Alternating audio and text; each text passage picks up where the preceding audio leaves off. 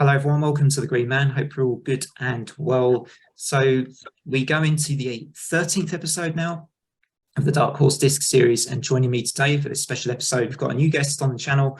We have got fellow YouTuber, guitarist and Satriani fan for this episode. Especially we've got Josh Keech joining us today. How are you doing, Josh?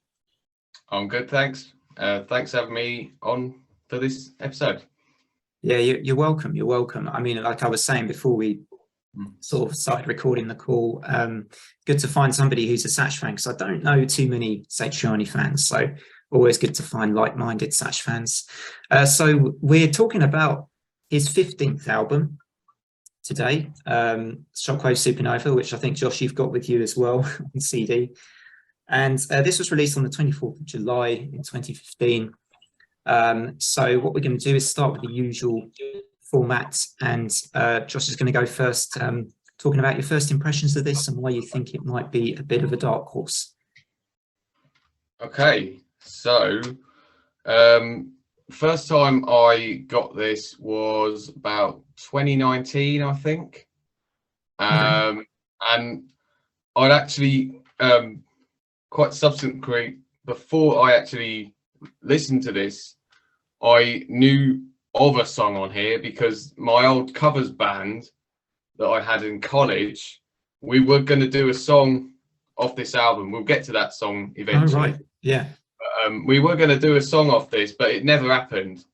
But one day, sort of, 1 or 2 years after that, in about 2019, I come across this album in HMV, and I was looking for something to buy, and I saw this and thought, yeah, I'll get a Satriani. And I saw that song. I was like, oh, that's that song what we were going to do, but we never did it. So I just brought it purely on that. So yeah, brought it home, listened to it, and thought it was been brilliant, to be honest. This was like around that time, I'd only listened to not even half of his discography. Listened to quite a few of the earlier ones, a couple of the later ones, not really much in the middle. And so this was a complete blind buy, like stab in the dark with this one, and I ended up really enjoying it and thinking it's pretty good. But I think I'll come up with a couple of reasons why it might be a little bit overlooked by fans. Firstly, the length of it. There's 15 songs. It's over an hour long. I think it's about an hour and 5 minutes long. Yeah, it's pretty long. There's a lot of songs, and also it's quite late in his discography as well. It's like 2015 this album come out, so that, I think that kind of has a slight reason for why people might not give it a chance, because it's sort of like, oh, it's like his 13th album or something, and it is a little bit different to what he was doing like in the late 80s, 90s. So that's my experience with it, and why I think it might be a little bit underrated, a bit overlooked. Yeah. I'll be interested to hear which song it was that you were going to do in your covers band when we get to the favorite tracks.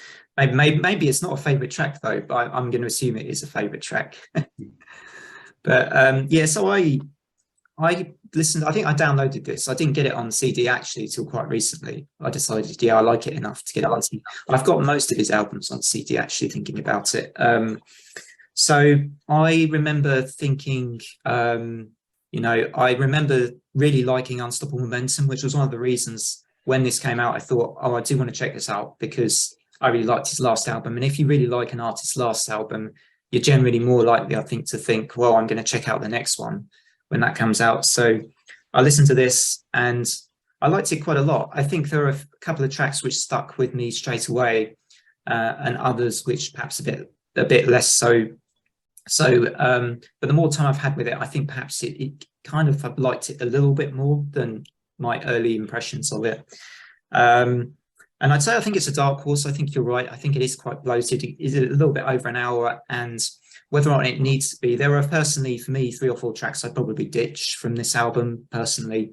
But I think that's one of the reasons. And you mentioned that it being a recent album is a good point, because with so many artists that have been around for so many years, Joe has had a long career as a kind of solo guitarist, virtuoso guitarist, I think they call them. And, that's pretty impressive for an instrumental focused, I think, artists, because there aren't too many. I mean, you got Steve Vai and the likes of that. And I suppose you have quite a few, don't you, really? But there aren't too many, I think, that have sort of been pretty consistent as well as Satch over the years. But being a very recent one, people aren't too likely, I think, to actually decide to choose this. I mean, you'll probably get recommendations from most fans going, oh, you've got to check out Surfing with the Alien or The Extremist or I don't know, Crystal Planet even, or one of those albums. They're not likely to say, go to this first. But actually, as a first album, it wouldn't be a bad album, because I think it's not one of his more super out there experimental kind of albums. It's actually, the songs are mostly pretty memorable on here, I think, for the most part, in terms of their kind of, riffs and lead moments and all that on here. So next we're going to go into our favorite tracks, and I'm going to let Josh pick his 3 favorites first. I'm looking forward to hearing what your 3 favorites from this Satch album are. Okay. Well, I was listening to it again, and I always had 2 in my head that was going to be nailed on, because I personally think that they're by far and away the best 2 songs on this album. And then the other one, I kind of had a little bit of a, I needed a little bit more time to think about it, because there was a couple of songs that I thought, that's actually pretty good. But in the end, I went with On Peregrine Wings, and that was the actual song that we were going to do in the covers band that that I had at college. We were going to do. Yeah. Good song. But yeah, I really enjoyed that song. As soon as the first time I heard this album, and I thought, oh yeah, that's why we were going to do it, because it is a really, really awesome song. It's really well put together. The guitar solo is really interesting as well, because he doesn't really go full shred on it, but he kind of uses a lot of feedback and a lot of different techniques in there, which I thought was really good. And yes, that's that one. Second one is the one after that, Cataclysmic. I always love that song. It's brilliant, isn't it? Yeah, I always loved the sort of grooviness about it. The drumming throughout is just pounding throughout the whole song. It's quite basic, but it kind of just adds that groove. You're kind of just sitting there nodding your head throughout the whole song. I really like how the song just flows. The guitar solo in the middle is just absolute perfection. It's one guitar solo. Just everything about that song is just fantastic. And the last one I'm going to pick is A Phase I'm Going Through. It's just something about that song I really, really like. It's got some really nice phrasing that Joe does throughout the whole song. It's kind of like a bluesy song, but it's kind of a bit more than that. It kind of follows a blues sort of structure, but he almost turns it into this kind of atmospheric-y, jazzy kind of very innovative kind of style of song. And again, I really like the bit in the middle where he puts in a really nice guitar solo, really well put together solo. And I just like how that song goes together. Cool. Yeah, I like that you've gone for 3 slightly different styles of tracks there as well. That's good, sort of. Because one of the things actually about this album I like that I didn't really mention is there's a good array of his techniques on this album. He doesn't get too stuck on one particular style, does he? There's quite a good range of his techniques. Because I do like some of his blues stuff. I mean, personally, I don't tend to gravitate as much towards his blues stuff, but I like it in places on his albums where he breaks up the more of the up-tempo kind of, crazy stuff, the fast solos and all that kind of stuff. Cool. Yeah, so my 3 favorites, I'm pleased to say I totally agree with you on Cataclysmic. I'm totally with you there. It's It probably, for me, actually, of all the songs on this album, I think it would be my favorite pick of all of them. And I do remember, I think I included this on my top 10 songs I did of Satriani's back in the summer, when I was doing a sort of top 10 songs of his. Really great song. I'd love to see him play that one live, I think, actually, with the kind of good sound system, really hear all the layers of it really loud and clearly. I just think it would be fantastic to hear that live. I haven't seen him live for a while, so I'd love to hear him play Cataclysmic live. I don't know about you, but it might be a great song to hear, like in an arena or in just a good venue, you know, really loud. My second pick is it's one of the bluesy ones, I think, San Francisco Blue, which comes after Cataclysmic, and I just like that one a lot. I think it's got sort of, you know, quite an upbeat bluesy style to it with a nice theme to it as well. But bit of a change after Cataclysmic, but I really like that song. And my final one, I had a job as well with getting my number 3 sorted, because there's lots of tracks which are good, and so you're sort of just thinking, well, you know, which one is my favorite, all of these. And I think I just came down to, in the end, actually I went for one of his very short ones on here. I think it's Butterfly and Zebra, which is more of it's more of like a little sort of very gentle, light guitar ballad, really, isn't it? It's I think it uses maybe a little bit of delay on that song, I think, I can't remember, but it's a really light touch. It's not one of his showy songs, but I also like a lot of his songs where he does that. You know, I think I mentioned before, I love his song Baroque from Time Machine, which is really just super mellow, but he knows what to play to bring out the best in his slower songs, I think. And Love Thing is another example, I think, of a really emotional kind of song that he does that's a bit less kind of full on, although you do get some big leads in that. I think, did you do a cover of Love Thing? So I think I saw that not long ago. Yeah, that was really good. Yeah. So yeah, I think that's my 3 favorites. So shall I recap? So we got Cataclysmic, San Francisco Blue, and Butterfly and Zebra for me. So we're now going to do a really challenging thing. I always think this is quite tough with Dark Horse albums, is where you put them in their rankings, or whether we put them in the discography of the artist. So Josh, where would you put this one in? Kind of, he's got 18 studio albums, so I believe. Yeah, he's got a pretty big discography. I can confess I haven't actually listened to all of them yet. I think I've got about 2. That's fine. I have that problem sometimes with John and Hector, and I'm like, I only know 6 albums. Yeah, well, that's fair. Yeah, I think the only 2 that I've not listened to are the actual ones that come before this: Unstoppable Momentum and what's it called, Black Hole. Well, those are the 2 you haven't listened to. Yeah, so I think you'll enjoy. I really like Unstoppable Momentum. I think that's a great album. Yeah, that's cool. I'll get there at some point. I know I will. And when I do, I will make a full, proper Satriani ranking on my channel. Oh, awesome.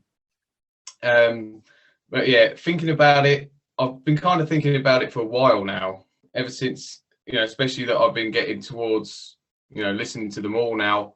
I've been making a rough list, and with this album, I think it's a little bit above, like in the middle. I would say out of the where I would put it at the minute, sort of about 9th or 8th. But I know that's a little bit low, but it's still, you know, that just goes to show he's got loads of other great albums, and this one, I think this one is a little bit better than some of his others, say like the self-titled, or maybe something like Super Colossal, or some of the recent ones. I think this one is better than them. There's some really great tracks, like we've mentioned as well. Also the title track, Shockwave Supernova, I really enjoy. Yeah. And also if there's no heaven as well. I really like that. Yeah, that's a really good song, actually. I mean, I didn't even mention that. That's a shout out track. Yeah, I quite like that one. Yeah, and also Scarborough Stomp. I love that one. There's that lovely lick he does at the end of the sort of that outro solo. He does that lick at the end, and it really gets my guitar playing kind of spidey senses tingling. I love it where he does that little lick in there. I love it. Awesome. And yeah, but I think you were right in what you said earlier, where if he cut like maybe 3 or 4 tracks off this, if it was an 11 or even 12 track album, I think it would be a lot better. So yeah, that's why I kind of got to put it in that sort of just above the kind of average middle section. So probably about maybe 8th at the minute, I would probably put it. Cool. Yeah, that's interesting. Yeah, I mean, when I did my ranking, I think I put it 9th. But that was a tough part of his discography for me, because I think this one and Engines of Creation and what's the other one? Super Colossal, the album on my t-shirt. Now, for context, Super Colossal was one of the first albums of his I really got to know, or at least I remember seeing him on that tour, and that was the first time I saw him live as well. So I kind of have a certain love of that, as well as quite liking that album. So that's possibly influenced my Super Colossal liking of that album a lot. But I have to say, very much, I mean, this is almost like, as a cohesive album, it flows pretty, but maybe a little bit better than Super Colossal does, to be honest. And it's got a good overall sound to this one, I think, in its production too.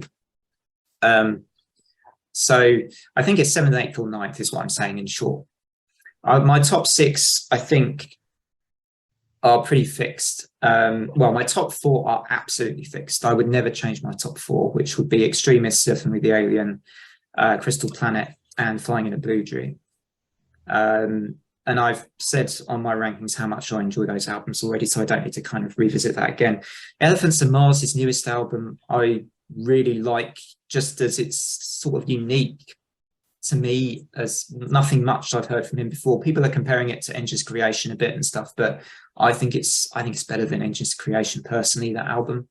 And then Unstoppable Momentum, the one you mentioned you haven't heard yet, I really enjoy that, but it's not I don't feel like with that album Joe was kind of going for more of what he does best on that album than anything super challenging. Maybe that's kind of how I feel about it, I guess. But I think Unstoppable Momentum is like Joe Satriani just doing what he does best, but doing it well.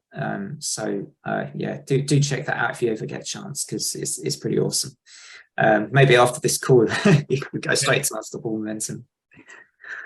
Cool. All right. Well, I think that brings us to the end of the format of Dark Horse, of this latest Dark Horse Disc episode. So I think we'll sort of bring things to a close. I'll just say a big thanks to Josh for coming actually at quite late notice for this video, because I didn't actually have something specific scheduled for this weekend, but I just decided, you know what, let's do Satch, because I think I've got a few Satch fans sub to the channel from when I did the album review back whenever that was, April or May.